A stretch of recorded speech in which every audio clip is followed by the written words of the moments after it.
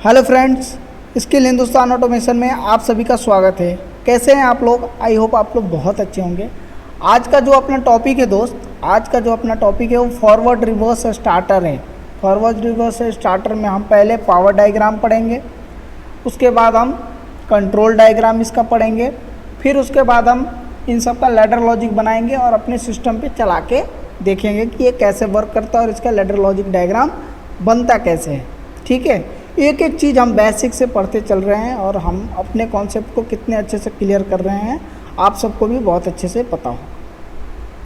यहाँ पे देख रहे हैं, सबसे पहला जो अपन करेंगे वो पावर डायग्राम है और इसमें एनिमेशन के द्वारा हम अपना काम शुरू करेंगे। ठीक है, इसमें आप क्या देख रहे हैं, पावर डायग्राम में एक एमसीबी है जो 3 फेस की है, 3 पोल की एमसीबी है, 2 हमारे पावर कॉन्टेक्टर हैं, 2 OLR है और एक मोटर है। इसमें यूनिक बात यह है कि हम 2 OLR लगा के आपको दिखाने वाले हैं। बहुत कम लोग होते हैं जो 2 OLR लगा के आपको दिखाते हैं। ठीक है, तो चलिए शुरू करते हैं दोस्तों। शुरू करते हैं अपने एनिमेशन को धीरे धीरे। सबसे पहले क्या देखते हैं हम, आर फेस, वाई फेस और बी फेस तीनों हमारे एमसीबी के इनपुट में इन हुए। फिर क्या देखते हैं, आर फेस हमारा आउट हो रहा है, एमसीबी से आर फेस हमारा आउट हो रहा है और एक कॉन्टेक्टर के दोनों टर्मिनल में जाके फर्स्ट के दोनों टर्मिनल में कनेक्ट हो गए, रिवर्स और फॉरवर्ड के। ठीक, सेकेंड वाई फेस निकला और as it is R face के जैसे आर फेस कनेक्ट हुआ था वैसे ही ये भी कनेक्ट हुआ और as it is B face भी सेम वही वर्क किया, एक एक पॉइंट जाके तीनों में कनेक्ट हो गए। अब आगे का प्रोसेस क्या है, आगे का प्रोसेस देखिए। जब अब ये जो फर्स्ट वाला जो जिसमें से अभी हमारा प्रोसेस चल रहा है ये हमारा फॉरवर्ड का कॉन्टेक्टर है और जो सेकंड वाला है वो रिवर्स का कॉन्टेक्टर है। ठीक है, तो अभी जैसे देखिए ऊपर मैंने आर फेस कनेक्ट किया था तो नीचे से भी आर फेस ही निकला और ये मोटर को जाके कनेक्ट हो गया। ऊपर वाई फेस है तो नीचे भी वाई फेस निकला और ये मोटर को कनेक्ट हो गया। ऊपर बी फेस है तो नीचे भी बी फेस निकला और ये मोटर को जाके कनेक्ट हो गया। ठीक है, अभी देखिए अभी रिवर्स का क्या कंडीशन होगा। रिवर्स का यहाँ पे आप लोग क्लियर होगा, रिवर्स का कंडीशन क्या है।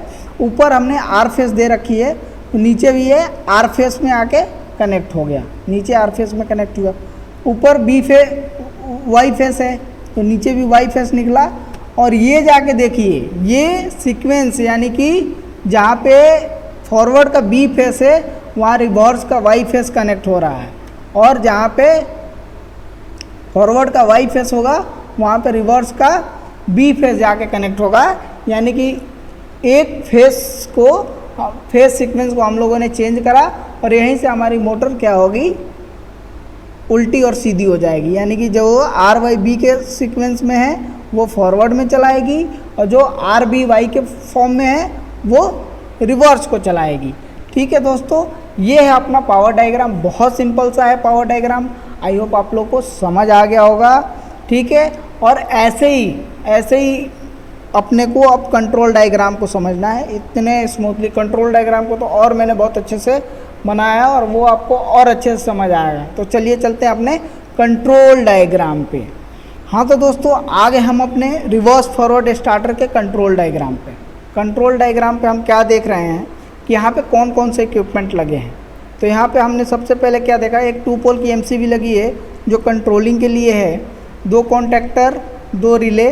ठीक, एक स्टार्ट फॉरवर्ड स्टार्ट के लिए एनो पुश बटन, एक रिवर्स स्टार्ट के लिए एनो पुश बटन और इन सिस्टम को बंद करने के लिए एक स्टॉप पुश बटन या फिर इमरजेंसी पुश बटन का यूज किया है हम लोगों ने। ठीक है, अभी हम इसका एक एक करके हम क्या करेंगे, एनिमेशन के द्वारा इसको समझेंगे बहुत ही स्मूथली। तो सबसे पहले इसमें क्या किया है, सबसे पहले न्यूट्रल जो लिंक है, न्यूट्रल को इन किया और न्यूट्रल को आउट किया और न्यूट्रल लिंक को देखिएगा दोनों कॉन्टेक्टर से, न्यूट्रल को देखिए दोनों कॉन्टेक्टर के A2 टर्मिनल से, दोनों कॉन्टेक्टर के A2 टर्मिनल से क्या हुआ, कनेक्ट कर दिया। क्योंकि A1 टर्मिनल पे हम फेस देंगे तो A2 पे हमें न्यूट्रल देनी होती है और अगर A1 टर्मिनल पे हम न्यूट्रल दे रहे हैं तो A2 टर्मिनल पे हमें फेस देनी होती है। क्यों? क्योंकि ये जो कॉन्टेक्टर है हमारा AC कॉन्टेक्टर है। ठीक है, अभी आप देख रहे हैं ऊपर से कि फेस जो है हमारा सिंगल फेस आर जो आर फेज से हमने कंट्रोलिंग कर रखी है, और सिंगल फेज भी इन हुआ, आउट होके अभी देखिए आउट होके आगे बढ़ा। आगे बढ़ते ही जो हमारा पहला कॉन्टेक्टर है उसके OLR के जो NC कमांड है 95 96 का NC जो पॉइंट है, NC पॉइंट को कनेक्ट हो रहा, और फिर उससे 95 को कनेक्ट हुआ, 96 से आउट हुआ। आउट होते ही फिर आगे गया। फिर ये सेकंड वाले कॉन्टेक्टर में, जो सेकंड वाले कॉन्टेक्टर में OLR लगी है उसके 95 में कनेक्ट हो रहा है, और वहाँ से 96 से आउट हो रहा है, ठीक है। और ये कहाँ जा रहा है, ये जाके डायरेक्ट अपने स्टॉप पुश बटन में कनेक्ट हो रहा है, स्टॉप पुश बटन में कनेक्ट हो रहा है। फिर देखिएगा स्टॉप पुश बटन से जब निकलेगा, स्टॉप पुश बटन से निकला और ये अब स्टार्ट फॉरवर्ड की तरफ जा रहा है, फॉरवर्ड स्टार्टर की तरफ जा रहा है, फॉरवर्ड को स्टार्ट करना है। तो ये स्टॉप पुश बटन से निकला और स्टार्ट फॉरवर्ड स्टार्ट के एनो पुश बटन में गया, वहाँ से आउट हुआ और फर्स्ट वाले के NC टर्मिनल में घुसा, फर्स्ट वाले के NC में घुसा, NC से आउट हुआ और ये जाके डायरेक्ट A1 टर्मिनल को कनेक्ट हुआ। इतनी कॉन्सेप्ट को हम इसलिए समझेंगे कि ये NC को क्यों गया, वो डायरेक्ट A1 को भी तो जा सकता था। ये जो वायर निकली है रेड वाली एनो पुश बटन से, ये डायरेक्ट A1 को भी तो कनेक्ट हो सकती थी, ये NC से होते हुए क्यों गया, ठीक है। तो ये दोस्तों ये जो कॉन्सेप्ट है, ये इसी कॉन्सेप्ट को हम बोलते हैं इंटरलॉकिंग कॉन्सेप्ट। ये इंटरलॉकिंग NC को ही क्रॉस करके जाती है, क्यों, क्योंकि NC जो होता है नॉर्मल कंडीशन में NC होता है, ऑपरेटेड कंडीशन में ये NO बन जाता है। तो यानी कि जब एक कॉन्टेक्टर ऑन रहेगा तो दूसरा ऑन नहीं होगा, अगर दूसरा ऑन है तो पहला ऑन नहीं होगा। तो NC का जो इंस्ट्रक्शन हमने यूज किया है इंटरलॉकिंग के लिए किया है, और इसको मैंने पिछले वीडियोस में एक इंटरलॉकिंग का लैडर डायग्राम में आप लोग को मैंने बताया भी है, ठीक है। अभी चलते हैं, यहाँ से A1 टर्मिनल को दे दिया। अब सेकंड आगे क्या होता है, स्टॉप पुश बटन से निकला और ये रिवर्स के स्टार्ट पुश बटन में गया और वहाँ से आउट हुआ, वहाँ से देख रहे हैं आउट हुआ, वो भी जाके NC में कनेक्ट हुआ, किसके NC में, फॉरवर्ड के NC में, और वहाँ से आउट हुई और आके A1 को कनेक्ट हो गई। यानी कि फॉरवर्ड का जो पुश बटन है उससे वायर निकली NC में गई, ठीक, किसके NC में, रिवर्स के NC में, वहाँ से आउट हुई और ये जाके अपने A1 में कनेक्ट हुई। और सेकंड रिवर्स पुश बटन जो एनो पुश बटन है उसका वायर निकला और ये फॉरवर्ड के कॉन्टेक्टर है उसके NC में गया, वहाँ से निकला और ये रिवर्स के A1 को जाके कनेक्ट हो गया। ये जो कॉन्सेप्ट है ये तो हमारा सिंपल सा हो गया। अभी हम इसमें एक छोटी सी चीज़ ऐड करेंगे जिसको बोलते हैं हम होल्डिंग। जैसे कि हम पुश बटन दबाएं और हमारी कॉन्टेक्टर होल्ड हो जाए तो उसी को हम क्या बोलते हैं, होल्डिंग। अभी होल्डिंग के लिए क्या करेंगे, अभी देखिए होल्डिंग के लिए मैंने अब जैसे रिवर्स का होल्डिंग देना है तो रिवर्स के लिए हमने क्या किया, रिवर्स के इनपुट पॉइंट से, रिवर्स के स्टार्ट के एनो जो है उसके इनपुट पॉइंट से एक वायर उठाई और ये डायरेक्ट एनो पॉइंट को कनेक्ट किया, ये कॉन्टेक्टर के एनो पॉइंट को कनेक्ट किया और एनो के आउट्स को डायरेक्ट A1 से लिंक कर दिया।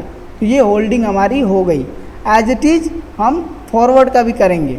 यहाँ से इनपुट से मैंने एक वायर उठाई और एनो टर्मिनल को दिया और एनो से आउट करके डायरेक्ट A1 को होल्डिंग दे दी। ठीक है दोस्तों, तो ये हुई हमारी कंट्रोलिंग जो हमारी हुई है, ये हमारे रिवर्स फॉरवर्ड स्टार्टर की ये कंट्रोलिंग हो गई। इसके पहले जो हमने समझा वो पावर डायग्राम था, ये कंट्रोल डायग्राम है। ठीक है, ये दोनों आप लोग को आई होप समझ आ गया होगा क्योंकि हमने एनिमेशन के द्वारा बताया है। अगर आप इसको धीरे धीरे चला के और कनेक्शन करना शुरू कर दें तो आप बहुत आसानी से सीख सकते हैं, बहुत आसानी से सीख सकते हैं और प्रैक्टिकल भी बहुत अच्छे से कर सकते हैं। अगर किसी को, अगर जैसे आप हमारे सेंटर पे नहीं आ पा रहे हैं, आप हमारे सेंटर पे नहीं आ पा रहे हैं, आएंगे तो यहाँ प्रैक्टिकल आपको करना है।